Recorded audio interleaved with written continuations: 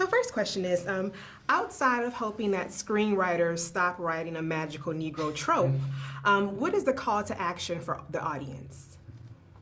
I think it's different for different communities. You know, it's like for Black audiences, it's not so much a call to action as I hope it's a permission. You know, obviously a lot of the subject matter of this film is very raw and going to be sort of agitating for a lot of us. But I think the best case scenario for a Black audience is feeling more empowered and bigger and bolder and more able to take up space for having seen the journey of a Black man learn to speak up for himself to a greater extent.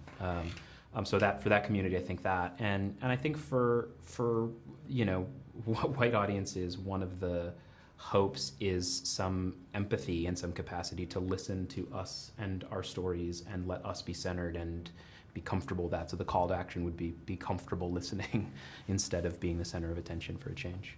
So do you believe that your white mothers prepared you all for the adversities that you would face in the world? And what can parents of biracial children do to better prepare them for the world? That is such a funny question, and it's a good question. It's a good question. She said, "What do your white mother talk about our white mothers?" I know I was gonna shake the table. Yeah, so this is great. no, listen, Aaron, obviously, like, we had lots of discussions about, like, Aaron also being biracial and also having a white mother, and I think that it's pertinent to his journey, and I think it is context for why he moves through white spaces the way he does. I know that in my own upbringing, that growing up in a society that sees me the way that it does, and having a parent who does not understand fundamentally the way that her son is going to be treated by the world,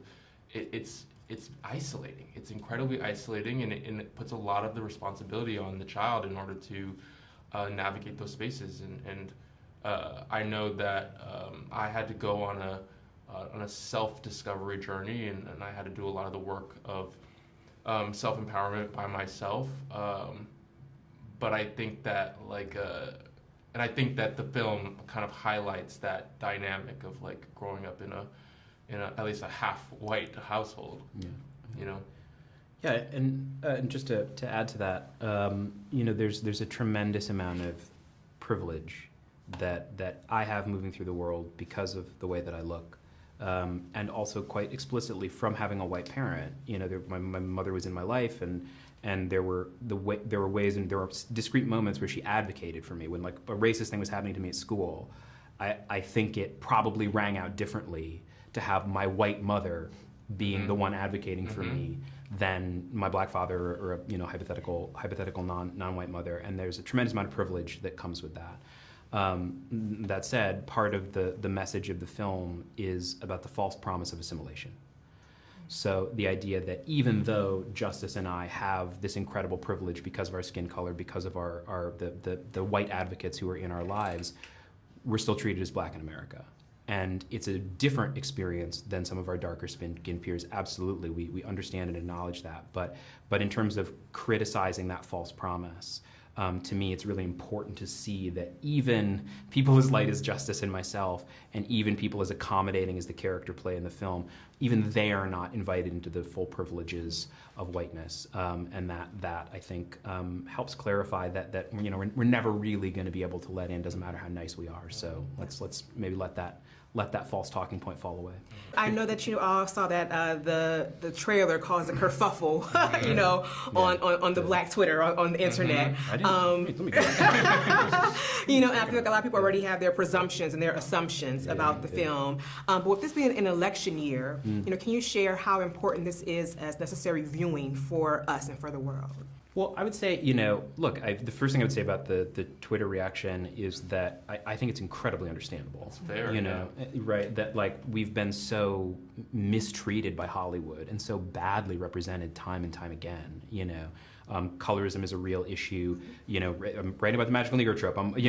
Believe me, I have bones to pick with how Hollywood has represented us.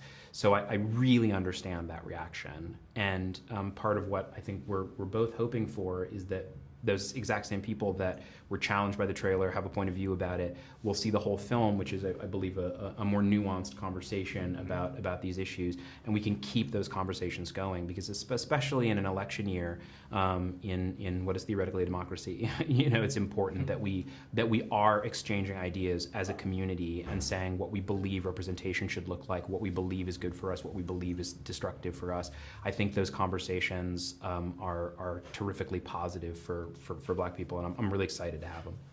Thank you both so much for your time. Awesome. Thank you so much. Congratulations. Great question. See you.